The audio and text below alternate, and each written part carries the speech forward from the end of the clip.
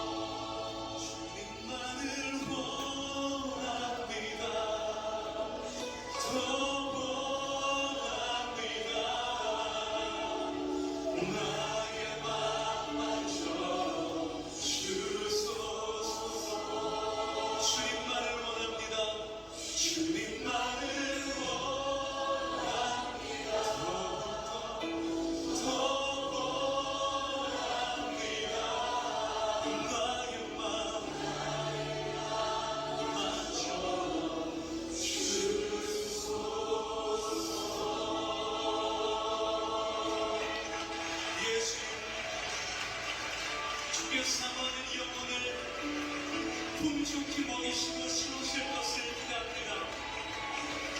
주님 그렇게 하실 주님을 기대하며 찬양합니다. 할렐루야 할렐루야 아멘 할렐루야. 주님을 기대합니다. 주님을 기대합니다. 아멘 할렐루야 아멘.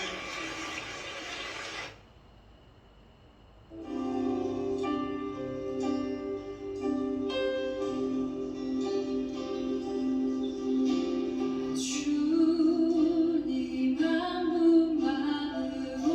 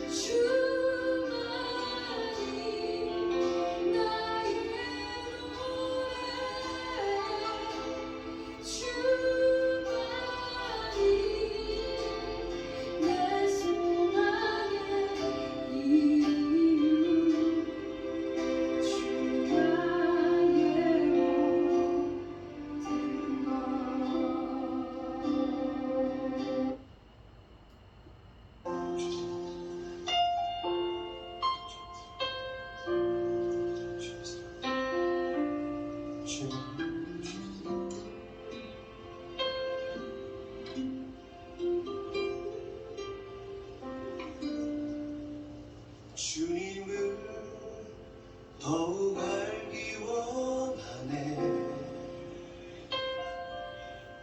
나 주님을 더욱 알기 원하네.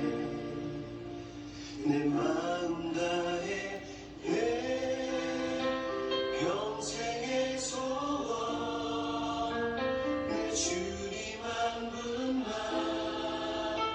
간절히 알기 원하네.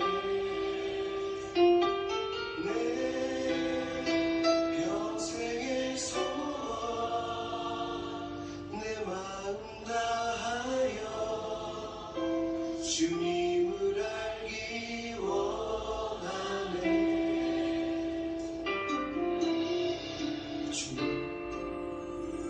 주님을 더욱 알기 원하네. 나 주님을 더욱 알기 원하네. 내 마음 다해 내 평생의 소원 내 주님 한 분만 간절히 알기 원하네. 내 평생의 소원 내 마음 다하여 주님을 알기 원하네. 주님의 사랑으로 나를 채워주소서. 주의 사랑으로 채우사 주님 알게 하소서. 나의 삶의 소망은 오직 하나. 주님 알기 원하네.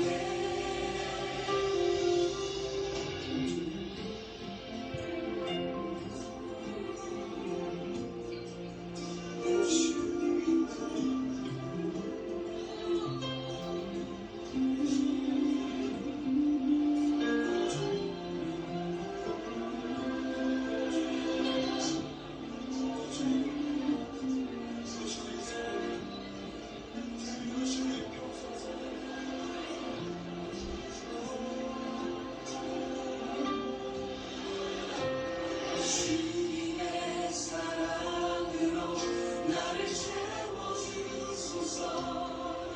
주의 사랑으로 채우사 주님 알게 하소서. 나의 삶의 소망은 오직 하나. 주님 알기 원하네.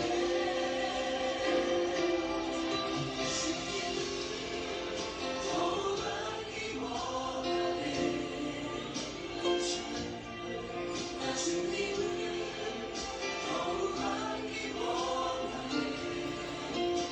내 마음 다해 내 평생의 소원 내 주님 한 분만 간절히 알기 원하네.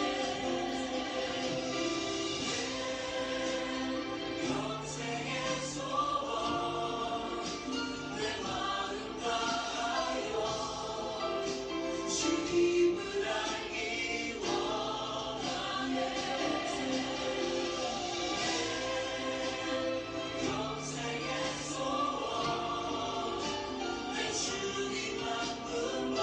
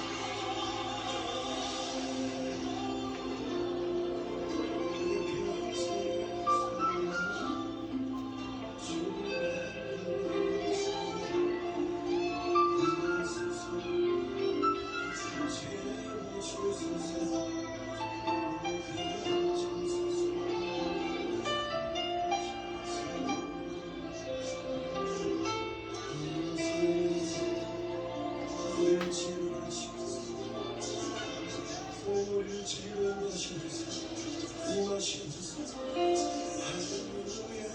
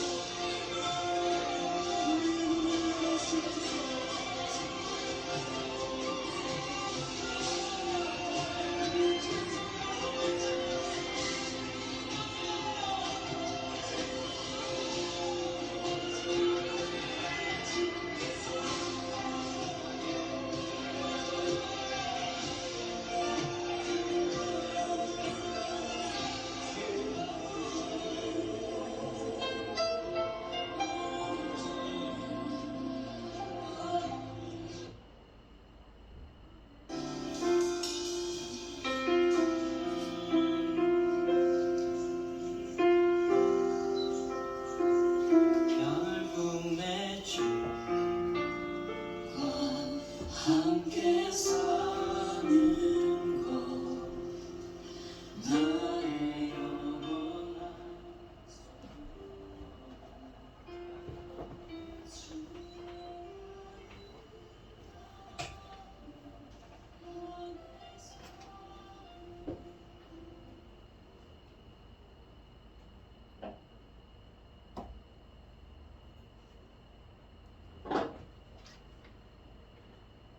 (8월 21일) 주일밤 예배를 시작하도록 하겠습니다.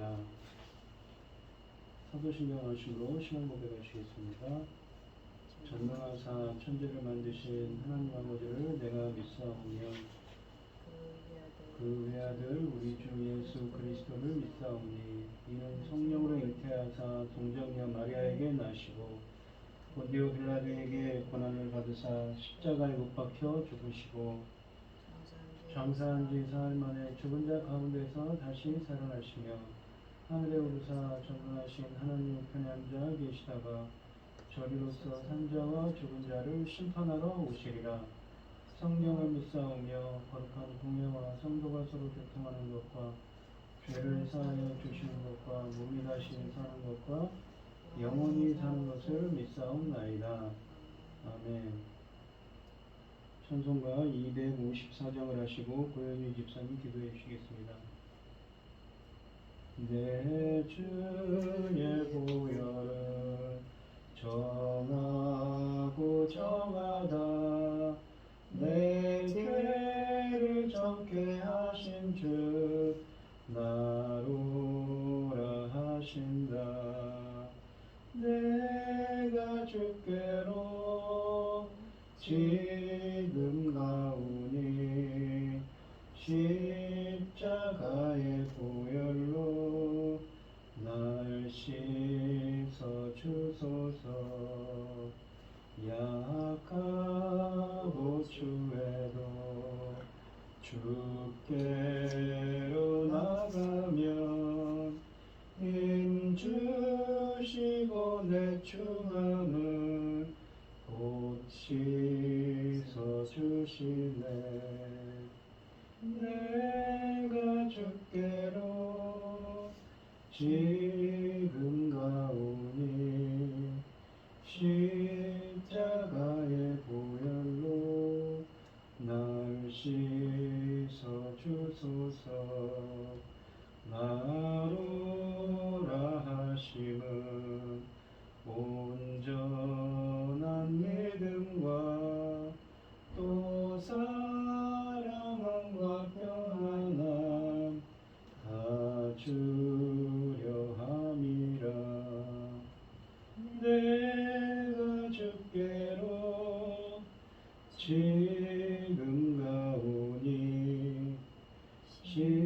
십자가의 보혈로 날 씻어 주소서.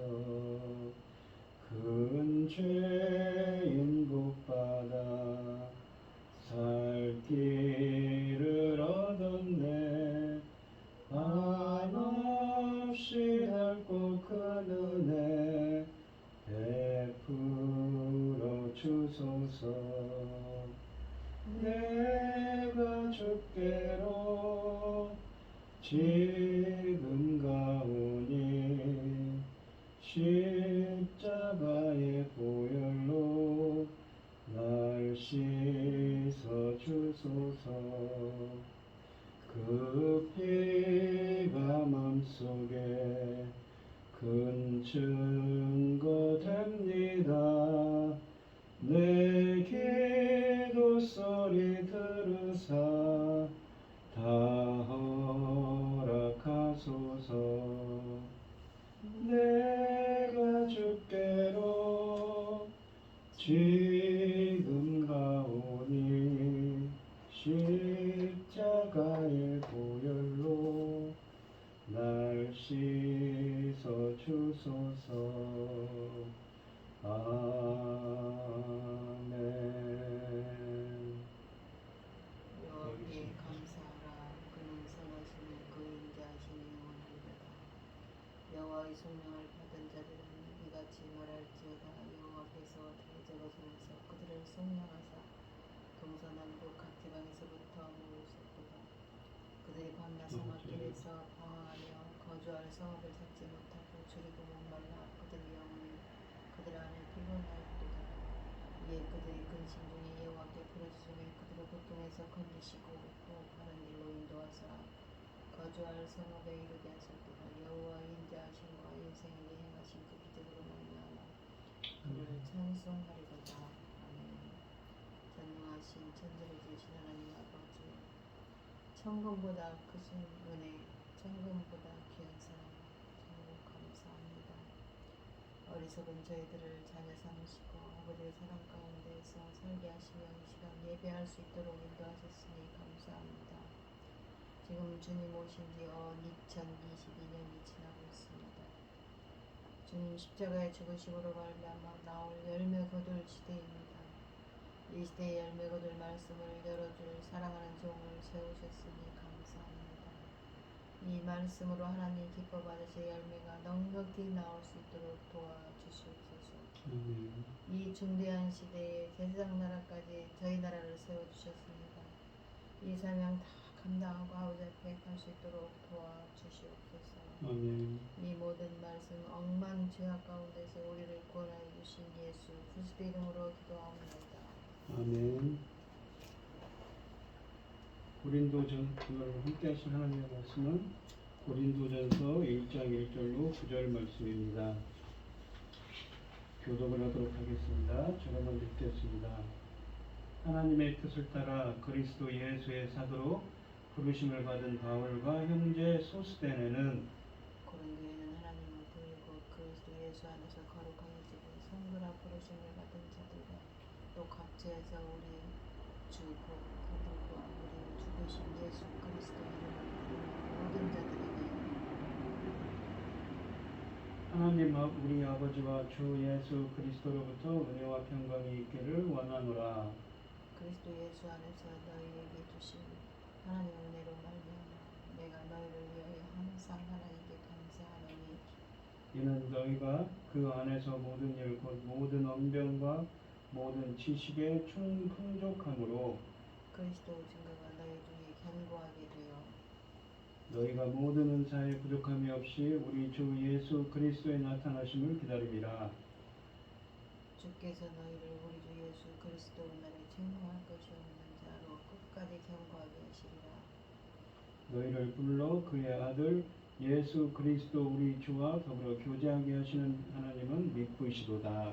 아멘. 찬송가 208장입니다.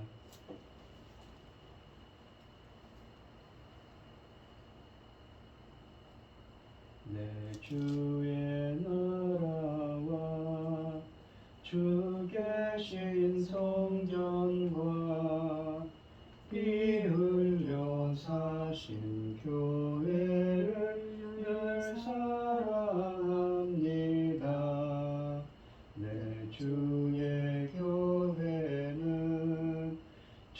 산성과 같아서 눈동자같이 아끼사 늘 보호하시네.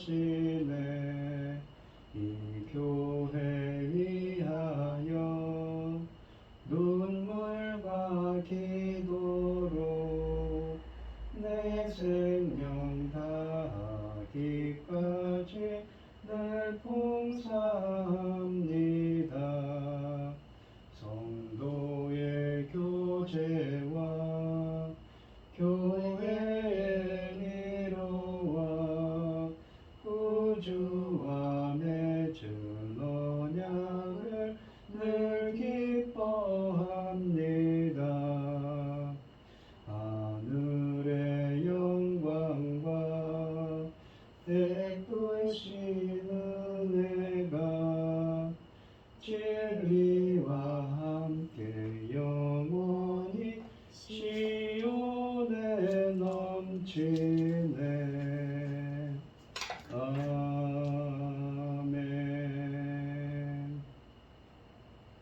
오늘 함께 하실 하나님의 말씀의 제목은 하나님의 믿부심입니다. 이 고린도 교회의 설립에 대해서는 사도행전 18장 1절로 17절에 기록되어 있습니다. 앞으로 이제 고린도전서, 고린도후서 강해를 할 건데요. 바울은 이 서신을 고린도에 있는 하나님의 교회에 보냈습니다. 이 보낼 당시에 바울은 3차 전도 여행을 하는 중이었으며 그 무렵 에베소를 방문하고 있었다고 이 사도행전 19장 1절과 20장 1절에 쓰여져 있습니다. 고린도와 에베소는 에게해를 사이에 두고 서로 마주보고 있었습니다. 바울은 2차 전도 여행 기간 중에 고린도에 1년 반을 체류한 바 있었기 때문에 고린도 교회에 대해 훤히 알고 있었습니다. 그가 에베소에 머무는 동안 고린도 교회에서 문제가 발생했다는 소식을 전해 들었습니다. 이런 문제들을 바로잡기 위해서 쓴 편지가 바로 고린도 전서입니다. 오늘 본문에서 보시면 바울은 고린도 교회에 편지하면서 그들 중에 나타난 하나님의 은혜와 은사로 인해 감사하며 그리스도의 날까지 그들을 견고케 하실 하나님의 믿부심을 신뢰하고 있습니다. 1장 1절을 보시면 하나님의 뜻을 따라 그리스도 예수의 사도로 부르심을 받은 바울과 형제 소스데네는 이라고 되어 있습니다. 이 사도라고 되어 있는데 사도는 누구입니까? 바로 그리스도로부터 보냄을 받은 자라는 의미입니다. 예수님으로부터 직접 가르침을 받은 다른 사도들과는 달리 사도 바울은 어떤가요?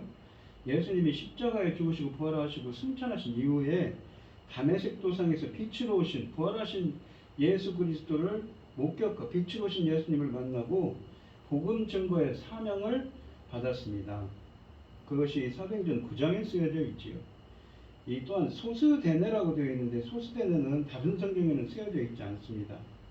그래서 그냥 고린도의 회당장으로 추정되지만 확실치는 않습니다. 다른 성경에는 소스데네라는 사람이 나와 있지 않죠. 단지 형제라고만 되어 있습니다. 이 서신은 바울과 소스데네가 보낸 글입니다. 바울은 보냄을 받은 자입니다. 바울은 하나님의 뜻으로 그리스도 예수의 사도가 되었고 그리스도 예수의 사도가 되었기에 하나님의 뜻을 이루는 것을 사명으로 살았습니다.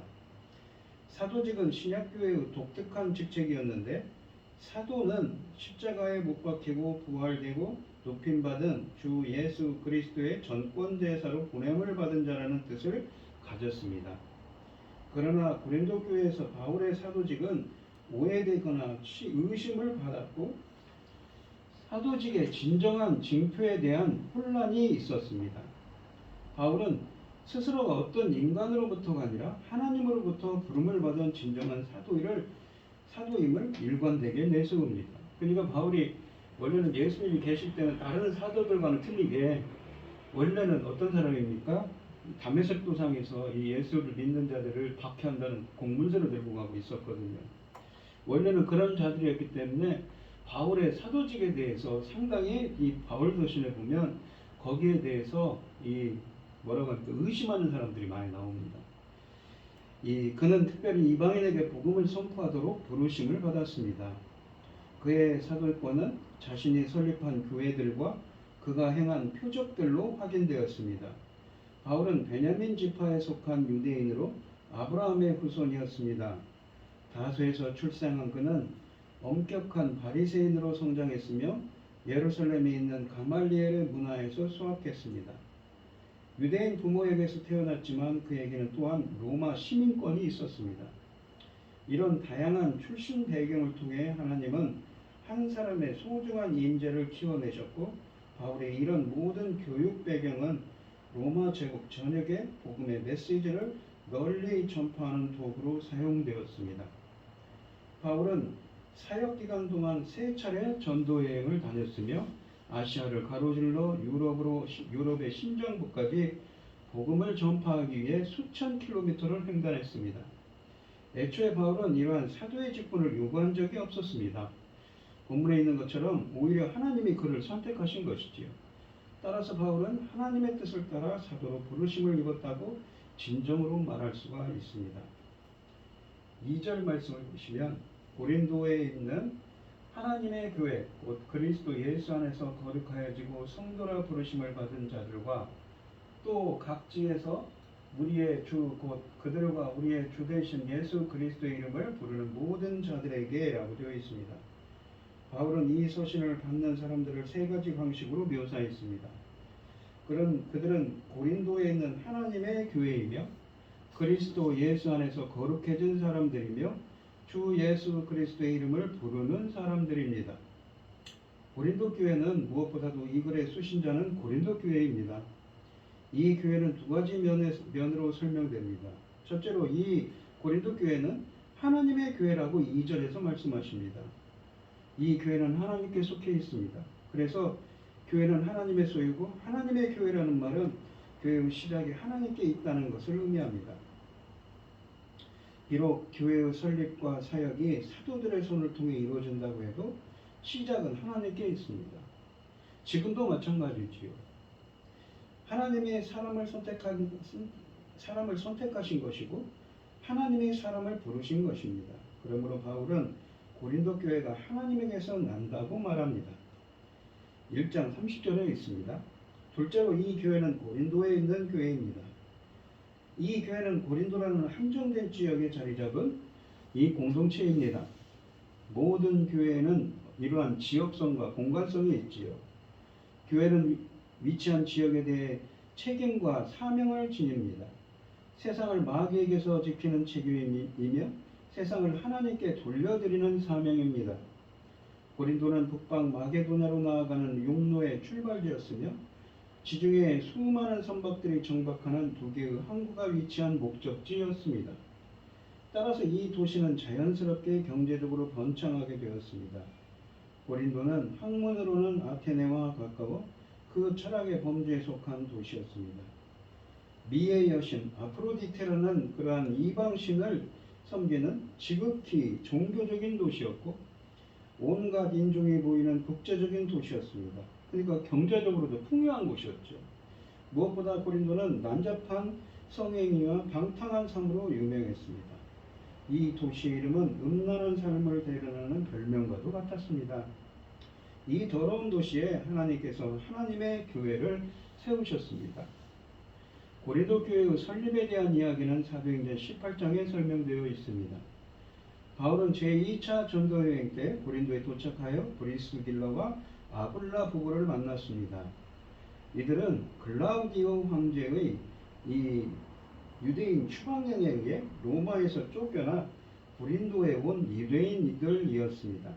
이들은 바울과 같은 직업을 가지고 있었는데 바로 장막을 짓는 직업을 가진 자들로서 바울과 함께 일하며 생활했습니다. 바울은 회당에서 강론하며 유대인과 헬라인을 복음으로 이끌었습니다. 그 결과로 하나님을 공경하는 디도 유스도, 해당장 그리스보와 그 가정, 그리고 많은 고린도 사람들에게 복음이 전파됐습니다. 그 중에 몇 사람은 세례를 받았고 이후에 바울은 계속하여 1년 반가량 고린도에서 사역을 했던 것입니다. 또한 이 글은 거룩해진 사람들에게 보낸 서신서입니다. 이들의 이 고린도 교회의 구성원을 가리키는데 바로 뒤에 이들은 다시 한번 성도라는 말을 씁니다. 그러니까 거룩해진 사람들이나 성도는 같은 동일한 표현이 있지요. 먼저 바울은 성도의 거룩함이 어떻게 이루어졌는지 설명합니다. 성도의 거룩함은 그리스도 예수 안에서 이루어졌습니다. 이 교회의 구성원들이 전에는 음란한 이 도시의 시민이었고 공중 권세 잡은 자 안에 있던 사람이었지만 말 못하는 우상을 섬기던 사람이었고 유대인이었지만 이제는 예수 그리스도 안에서 거룩하게 되었습니다. 예수 그리스도 안에서라는 말은 그리스도와의 신비적인 연합을 뜻하는 말이죠. 성도는 부르심을 입은 자들이라고 또한 말합니다. 바울이 사도로 부름을 받은 것처럼 고린도 교회도 성도로 부름받은 사람들입니다. 사도도 교회도 모두 부름을 받았다는 그러한 타의적인 신분을 지니고 있습니다. 성도들이 된 고린도인들은 세상에 속한 자들 같이 살아서는 안 되지요. 자신들을 불러 하나님의 백성으로 삼으신 하나님의 뜻을 따라 살아야 됩니다. 그러나 고린도의 이 도덕적 상황은 바울로 하여금 개탄하지 않을 수 없게 하였습니다. 그러기에 바울은 이 편지 서두에 두 번씩이나 고린도인들의 거룩한 하나님 백성됨을 상기시키는 것입니다. 예수 그리스도 이름을 부르신 모든 자들이라는 표현이 있습니다. 그리스도인들은 근본적으로 예수를 주로 고백하고 그에게 의지하며 예배의 기도 가운데 그의 이름을 부르며 그의 도움을 호소하는 자들입니다. 바울은 고린도의 그리스도인들이 세계 각지의 모든 그리스도인들과 그리스도인 됨의 이 근본 조건을 함께 나누었음을 상기시켜 자신들의 부유함과 우월성을 자랑하는 경향이 있는 고린도의 그리스도인들에게 그들이 온 세상 모든 그리스도인들의 공동체의 일원임과 전적으로 주 예수 그리스도께 의존하고 순종해야 함을 인식시키려고 했습니다. 3절 말씀을 보시면 하나님 우리 아버지와 주 예수 그리스도로부터 은혜와 평강이 있기를 원하노라. 바울은 고린도 교회의 문제들을 진정으로 해결하는 길이 오직 하나님 아버지와 주 예수 그리스도에게서 은혜와 평강이 임하는 것밖에 없음을 알고 있었습니다. 그러므로 바울은 고린도 교회의 문제를 다루기 전에 먼저 이렇게 기원합니다. 하나님 우리 아버지와 주 예수 그리스도로부터 은혜와 평강이 있기를 원하노라. 은혜는 하나님의 그 인간들을 위한 구속의 행위로서 즉 인간들의 공로가 아니라 하나님께서 그의 아들 예수 그리스도를 통해 그들에게 먼저 그리고 거저 베푸신 구원의 사랑이며 긍휼입니다. 평강이라는 것은 에이레네, 샬롬을 구약성경이 샬롬을 뜻하는데 예수 그리스도께서 십자가의 죽으심을 통해 하나님과 신자들 사이에 일으켜 놓으신 구원받은 자가 누리는 영혼의 평온한 상태를 의미합니다. 화목, 화평, 평화, 평안 등으로 번역되는 말입니다. 또한 평강은 하나님의 구속 행위의 결과로서 하나님과 이 소원했던 관계가 다시 회복된 것을 의미하기도 합니다. 은혜와 평강은 그러기에 하나님으로부터 주 예수 그리스도를 통하여 오는 것이지요. 4절 말씀을 보시면 그리스도 예수 안에서 너희에게 주신 하나님의 은혜로 말미암아 내가 너희를 위하여 항상 하나님께 감사한다고 합니다. 감사하노니 인사를 하고 나서 바울은 감사로 향합니다. 바울은 그 하나님께서 주신 은혜로 말미암아 감사한다고 그랬죠. 특별히 그는 그리스도 예수 안에서 그리스도에 연합하여 그리스도 예수에 의해서 또는 그리스도 예수를 통해서 그들을 붙잡고 있는 하나님의 은혜에 감사합니다. 바울은 하나님께서 그리스도인들로 하여금 그리스도 예수의 믿음으로 연합하여 그를 통하여 이루신 당신의 구속을 얻도록 하신 것, 즉 그들에게 아무 대가 없이 구원의 사랑, 은혜를 베푸신 것을 인해 하나님께 감사하고 있지요. 자, 4절에서 보시면 하나님의 은혜를 때문에 바울은 항상 그 너희에게 베푸신 너희가 누군가 고린도 교회에 주신 하나님의 은혜 때문에 바울 자신은 너희를 위하여 항상 하나님께 감사한다고 합니다. 그러면 그 은혜가 부어주신 하나님께서 주신 은혜가 무엇인지 5절부터 설명을 합니다. 이는 이 너희가 그 안에서 모든 일 곧 모든 언변과 모든 지식의 풍족함으로 라고 되어 있습니다. 바울이 사절에서 감사하게 만든 하나님의 은혜는 구체적으로 무엇인가요? 그것이 5절 말씀에 쓰여져 있습니다. 바울은 고린도 교회가 그리스도 예수 안에서 모든 일에 풍족한 것을 감사합니다. 고린도 교회는 특히 무엇이 풍족하냐면 모든 말씀과 모든 지식에 풍요하다고 합니다. 언변이라고 되어 있지만 그것은 로고스라고 되어 있죠. 이것은 하나님의 말씀을 의미합니다. 또한 지식이라는 것은 그노시스입니다. 하나님을 아는 영적인 지식입니다. 이것은 하나님이 계시하셔서 알게 된 지식이지요. 그러면 로고스와 그노시스의 풍족함은 어디서 생기는가요? 본문에서는 그 안에서 생기는 것입니다. 즉 예수 그리스도 안에서 연합된 자에게 주시는 은혜지요. 바로 하나님의 말씀과 하나님을 아는 영적인 지식을 주셔서 풍족하게 하셨다는 것입니다. 그리고 이 풍족함의 결과가 무엇인지 6절에서 또한 설명을 합니다. 그러니까 이 바울이 4절에서 하나님의 부어주신 고린도 교회에 부어주신 은혜에 감사한다고 했는데 그 은혜가 무엇인가라고 5절에서 얘기했죠. 무엇이냐면 말씀과 그들에게 모든 말씀과 하나님을 아는 지식의 풍족함으로 가득 차도록 풍부한 그 지식을 하나님의 말씀과 지식을 하나님을 아는 영적인 지식을 주셔서 그리스도의 6절에 보시면 그리스도의 증거가 너희 중에 견고하게 되었다고 합니다. 5절에 말씀과 주를 아는 영적인 지식이 풍족한 결과 6절에서 그리스도의 증거가 견고하게 확립됐습니다. 그리스도가 직접 전하셨거나 사도가 전한 이 증거가 굳건해졌다는 것입니다. 굳건하게 되었다는 것은 수동태입니다. 바로 고린도 교인들 가운데 하나님이 하신 일임을 보여줍니다. 그래서 되어서 어떻습니까? 너희가 7절에 보시면 모든 은사에 부족함이 없이 우리 주 예수 그리스도의 나타나심을 기다립니다. 은사라는 것은 무엇입니까? 카리스마라고 그랬죠. 그래서 이 은혜에서 온 말입니다. 그러니까 은혜로 주신 선물이라고 해석할 수 있는데 이 은사는 보통 보면 그냥 은혜로 주신 선물, 성령의 무엇인가 고린도전서 12, 13, 14장에 보시면 방언, 예언하는 것 같은 것도 은사죠. 또한 로마서 5장 15절에 보시면 구원도 은사라고 되어 있습니다. 은혜로 주신 선물이죠. 그리스도의 나타나심을 기다린다고 그랬습니다. 근데 기다린다, 나타나심이라는 말이 아포칼리시스입니다. 계시, 그 덮개를 덮은 걸 벗겨내고 자신을 드러내는 거죠. 근데 여기서는 뭐냐면 뒷구절에 주의 날이란 그리스도의 날이라는 표현이 있습니다. 주의 날은 무엇인가? 주님이 임하시는 날, 주님이 강림하시는 날, 파루시아를 의미하는 말입니다. 그러니까 이 5절에 주의 말씀과 주를 아는 영적 지식이 풍성한 결과 어떻게 됩니까? 하나님의 이러한 은혜를 부어주셨어요. 어떤 은혜요? 4절에 하나님께서 고린도교에 은혜를 부어주셨는데 어떤 은혜를 부어주셨냐면 5절에 주의 말씀과 주의 언변, 그 말씀과 주를 아는 지식이 풍족하도록 해주시는 그런 은혜를 부어주신 결과 6절에서 뭐예요? 그리스도의 증거가 확고하게 견고하게 되어서 7절에서는 어떻습니까? 주께서 부으신 은혜의 선물인 은사가 부족함이 없이 되어 우리 주 예수 그리스도의 나타나심을 기다린다고 합니다.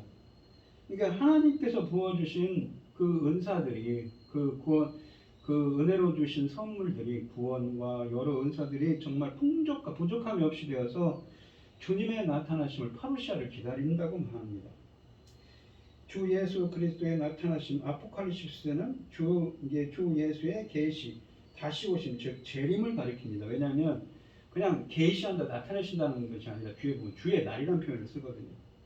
고린도 교인들은 모든 영적인 은사들을 소유하고 있었습니다. 그래서 그들은 믿음과 소망 가운데서 우리 주 예수 그리스도의 나타나심을 더욱 열심히 갈망했습니다.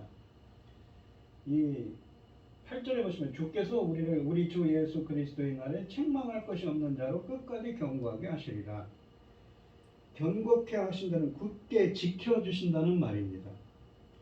이 마지막 두 구절은 마지막 날에 그리고 미래의 신자들에 의해 하나님께서 하시기로 약속하신 일에 집중합니다. 하나님께서는 신자들을 흠이 없이 그러니까 여기에 보시면 책망할 것이 없는 자라는 표현은 원어로 보니까 흠이 없다, 흠이 없는 자로 마지막 날까지 견고하게 하시겠다고 약속하십니다. 견고하게 하다, 이 동사는 6절에 견고하게 하다라는 동사와 또 같은 동사입니다. 그리스도인으로서 삶의 처음에 고린도 교인들을 견고하게 하신 분이 마지막 날까지 그들을 강하게 하실 것입니다. 그분은 그리스도의 날에 신자들이 흠이 없도록 지키실 것입니다. 9절 말씀을 보시면 너희를 불러 그의 아들 예수 그리스도 우리 주와 더불어 교제하게 하시는 하나님은 미쁘시도다 라고 합니다. 하나님이 미쁘시다는 것은 신실하시다라는 말이죠. 이 교제케 하시는 코이노니아, 주님과 영적인 교제를 뜻하지요. 이 구절은 하나님의 신실성을 확인시키며 8절의 생각을 이어갑니다. 고린도 교인들을 부르셔서 그리스도와 교제하게 하신 신실하신 하나님은 8절 말씀처럼 끝까지 그들을 굳게 지켜주실 것입니다. 고린도 교인들을 부르셔서 그리스도와 처음 교제하게 하신 하나님께서는 반드시 처음 부르심이 무효가 되거나 취소되지 않도록 하실 것입니다. 성도들은 하나님의 은혜와 그분의 은사들 그리고 영생을 주시겠다는 그분의 약속을 절대로 의심해서는 안 됩니다. 오늘 본문 말씀을 보시면 바울이 고린도 교회에 편지를 썼습니다. 근데 고린도라는 곳이 타락한 곳이거든요. 그 영향으로 인했는지 모르지만 고린도 교회는 많은 문제가 있었습니다. 파벌이 생기고 잘못된 신학 사상에 들어와서 분란이 일어났습니다. 이러한 문제들 때문에 이 바울은 서신서를 썼는데 이 본문에 보시면 이런 얘기를 합니다. 우선은 이 편지 서두에 감사합니다. 4절에 보시면 감사합니다. 4절에 보시면 감사합니다. 왜 감사합니까? 하나님께서 은혜를 고린도 교회에 부어주셨습니다. 근데 어떤 은혜를 부어주셨는지 5절부터 설명합니다. 5절부터 보시면 바로 하나님께서 모든 언변, 아까 그 로고스라고 했죠. 그러니까 말씀과 하나님을 아는 지식, 그노시스입니다. 하나님을 아는 영적인 지식이죠. 하나님의 말씀과 하나님을 아는 영적인 지식이 풍족하게 되었어요. 풍족하게 되어서 어떻게 됩니까? 6절에서 그리스도의 증거가 견고하게 세워졌습니다. 그리스도의 증거가 그리스도의 그 하신 말씀들이 견고하게 세워졌어요. 그래서 7절에는 너희가 모든 은사에 부족함이 없어요. 부족함이 없도록 그 하나님의 그 은혜로 주신 선물들이 풍부하게 되었습니다. 그러니까 그런 은사가 부족함이 없이 우리 주 예수 그리스도의 나타나심을 주님이 오시는 것을 기다리고 있다고 하죠. 8절에 보면 그래서 바울이 감사하는 게 무엇인가? 바로 하나님의 말씀과 영적인 지식이 풍성해져서 예수 그리스도의 증거가 굳건히 서 있습니다. 모든 은사에 은혜로 주신 선물들이 그 은혜가 무엇입니까? 부족함이 없어요. 그래서 주님이 부으신 은혜 때문에 그렇죠. 그래서 주님의 나타나심을 기다린다고 합니다. 그런데 8절로 9절에 보시면 주께서 너희를 우리 주 그리스도의 날에 주님이 임하시는 날이죠. 그러니까 아까 이 7절에 보시면 예수 그리스도의 나타나심이라고 했는데 이것이 뭐냐면 주님의 날을 뜻하는 겁니다. 그 날이 이를 건데 그때 책망할 것이 없는 자, 흠 없는 자로 끝까지 견고하게 지켜주실 거라고 합니다. 견고하게 하다는 것은 지켜주신다는 거죠. 주님께서, 누가요? 주님께서 흠 없는 자로 끝까지 지켜주실 것이다. 왜? 예수 그리스도의 주라 더불어 교제하게 하시는 하나님은 미쁘시도다. 주님은 그 신실하신 하나님이 예수 그리스도의 날까지 주님이 임하셔서 주님이 만나는 날까지 어떻습니까? 그들이 책망할 것이 없는 자로, 흠 없는 자로 끝까지 지켜주실 것이다 라고 말합니다. 우리 성도님들은 어떤가요? 고린도 교회에 문제가 많지만 우리 성도님들도 하나님의 말씀과 본문에 있는 것처럼 하나님의 말씀과 하나님을 아는 영적인 지식이 풍부하게 돼서 하나님을 아는 예수 그리스도의 증거가 정말 견고하게 세워지고 고린도 교회처럼요. 그렇게 되어서 정말 모든 은사에 풍부하게 되어지고 그래서 어떻습니까? 하나님의 이 풍부하게 되어지는 여러분들이 되시길 바랍니다. 바울이 감사하는 것처럼 말이지요. 그러면 언젠가 주님을 만날 때 여러분들도 그 만날 때까지 정말 그 신실하신 하나님께서 흠이 없는 자를 지켜주실 거라고 말합니다. 우리들도 주님이 오시는 날까지 주님께서 지켜주셔서 책망할 것이 없는 흠이 없는 자로 이렇게 정결한 처녀로 신랑 예수를 기다리는 처녀들처럼 정결한 처녀로 남을 수 있게 해달라고 간절히 남을 수 있는 은혜가 함께하는 여러분들이 되게 되는 은혜가 함께하시기를 축원드리겠습니다. 기도하겠습니다. 감사합니다. 주님, 오늘 주신 하나님의 말씀처럼 바울은 고린도 교회에 감사합니다. 무엇을 감사하냐면 하나님의 말씀과 하나님을 아는 영적 지식이 풍부하게 되어서 그리스도의 증거가 고린도 교회에 굳건하게 세워졌습니다. 굳건하게 되어서 그들의 그 은혜로 주신 선물들이 은사들이 부족함이 없이 되어서 주님의 나타나심을 기다리고 있습니다. 신실하신 하나님은 그래서 그 고린도 교회 사람들이 흠없는 자로 주님을 만나는 날까지 지켜줄 거라고 합니다. 우리들에게도 주님의 말씀과 주님을 아는 지식이 더욱더 풍성하게 하여 주시옵시고 그리스도의 증거가 고린도 교회처럼 정말 굳건하게 세워져서 바울이 감사하는 것처럼 주님께 영광 돌릴 수 있는 저희들을 되게 하여 주시옵시고 주님의 신실하심으로 그리스도의 날까지 흠이 없는 자로 저희들을 지켜주시옵소서. 이 모든 말씀 거룩하신 예수 그리스도의 이름으로 기도드리옵나이다. 아멘. 찬송가 428장입니다. 428장을 하시고 축도하심으로 오늘 예배를 마치겠습니다. 내 영혼에 햇빛 비치니 주 영광 찬란해 이 세상 어떤 빛보다 이 빛 더 빛나네 주의 영광 빛난 광채 내게 비춰 주시옵소서. 그 밝은 얼굴 배울 때 나의 영혼 기쁘다. 내 영혼에 노래 있으니 주 찬양합니다. 주 귀를 기울이시사 다 듣고 계시네. 주의 영광 빛난 광채 내게 비춰 주시옵소서. 그 밝은 얼굴 배울 때 나의 영혼 기쁘다. 내 영혼에 봄날 되어서 주 함께 하실 때 그 평화 내게 깃들고 주 은혜 꽃피네. 주의 영광 빛난 광채 내게 비춰 주시옵소서. 그 밝은 얼굴 배울 때 나의 영혼 기쁘다. 내 영혼에 희락이 있고 큰 소망 넘치네. 주 예수 복을 주시고 또 내려주시네. 주의 영광 빛난 광채 내게 비춰 주시옵소서.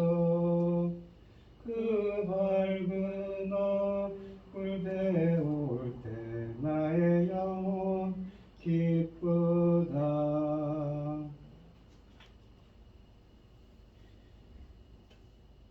이제는 주 예수 그리스도의 은혜와 하나님의 극진하신 사랑과 성령의 교통하심이 성도들 머리머리 위에 이제로부터 영원히 함께 있을지어다. 아멘.